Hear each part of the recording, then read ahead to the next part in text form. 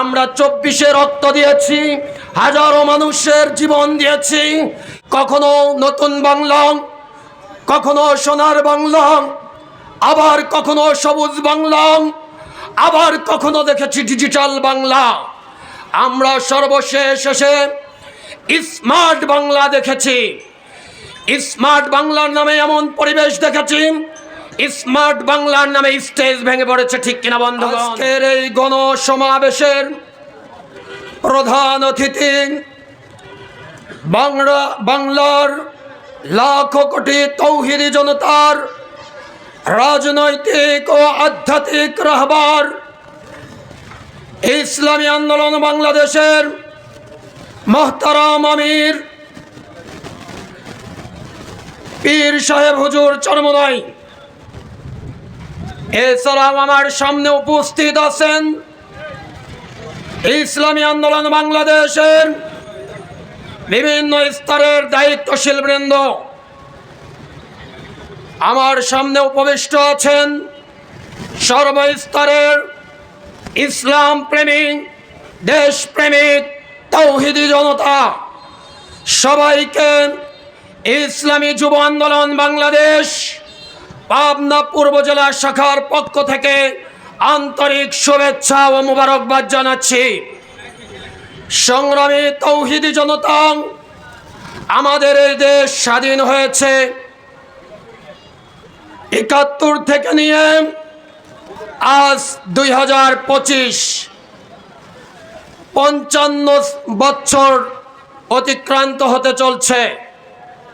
সংগ্রামী তৌহিদি জনতা, আমরা বারবার আন্দোলন করেছি, ক্ষমতার পালাবদল ঘটিয়েছি, নেতার পরিবর্তন দেখেছি, দেশের নামের পরিবর্তন দেখেছি। কখনো নতুন বাংলা, কখনো সোনার বাংলা, আবার কখনো সবুজ বাংলা, আবার কখনো দেখেছি ডিজিটাল বাংলা।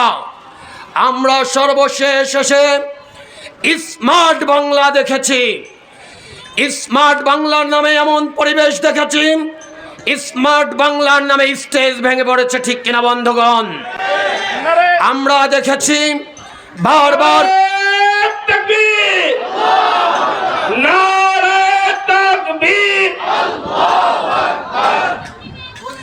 ইসলামী আন্দোলন বাংলাদেশ বেড়া থানার পক্ষ থেকে পাবনা 161 আসন ইসলামী আন্দোলন বাংলাদেশ মনোনীত প্রার্থী মাওলানা আব্দুল গনি সাহেবের নেতৃত্বে বিশাল একটি সমাবেশ এসেছে।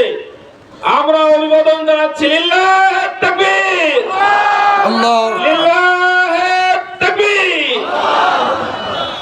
সংগ্রামী সাথী ও বন্ধুগণ, আমরা এরকম ভাবে নেতার পরিবর্তন, দেশের পরিবর্তন, অনেক কিছুই দেখলাম, কিন্তু আমরা বাস্তবিক চিত্র যদি আমরা দেখি, আসলেও প্রকৃতপক্ষে আমার দেশের গরিব দুঃখী মেহনতি মানুষ, শ্রমিক, এদের কোনো অধিকারের কোনো পরিবর্তন হয় নাই। আজ শুধু যারা শাসন ক্ষমতায় থেকেছে তারা শাসনের নামে সাধারণ মানুষকে শোষণ করেছে, ঠিক কিনা বন্ধুগণ? তাই আমরা একটি আওয়াজ নিয়ে মাঠে এসেছি। এবার আর নয় নতুন বাংলা, ডিজিটাল বাংলা, স্মার্ট বাংলা। এবার জনগণ দেখতে চায় ইসলামী বাংলা, ঠিক কিনা বন্ধুগণ? আমরা এবার একটি ইসলামী বিপ্লব দেখতে চাই। আমরা 24-এ রক্ত দিয়েছি, হাজারো মানুষের জীবন দিয়েছি, আর এই জীবনের বিনিময়ে আমাদের একান্ত দাবি এই দেশের মৌলিক সংস্কার হতেই হবে, ঠিক কিনা বন্ধুগণ? এবং খুনিদের বিচার এই দেশের জমিনেই হতে হবে, ঠিক কিনা বন্ধুগণ? এটা এই দেশের 18 কোটি মানুষের হৃদয়ের দাবি। বিচার হতে হবে এবং এই দেশের মানুষ যদি ভোটের অধিকার পেতে চায়, এই দেশের মানুষের ভোটের অধিকার যদি দিতে হয়, আমাদের পীর সাহেব, আমাদের আমির একটি আওয়াজ দিয়েছেন, এই দেশের মানুষের ভোটের অধিকার ফিরে দেওয়ার জন্য একমাত্র পথ পিআর, ঠিক কিনা বন্ধুগণ? পিয়ার ছাড়া কোনো নির্বাচন হবে না, হবে না। সংগ্রামী সাথী ও বন্ধুগণ, পিয়ারের দাবিতে, দেশের সংস্কারের দাবিতে, গণহত্যার বিচারের দাবিতে আবার যদি মোহতারাম আমির যদি কখনো ডাক দেয়, আমরা সকলেই প্রস্তুত থাকবো তো ইনশাল্লাহ। আবার রক্ত রাগে রক্ত দিব তো ইনশাল্লাহ, জীবন দিব তো ইনশাল্লাহ। নারে তাকবীর, নারে তাকবীর। প্রতীক কি আছে? এক কণ্ঠ প্রতীক। সবাই বলেন, সবাই বলো, উঠে যাবে ইনসাফের ন্যায়ের প্রতীক। নারে তাকবীর। ওয়া মা আলাইনা ইল্লাল বালাগ।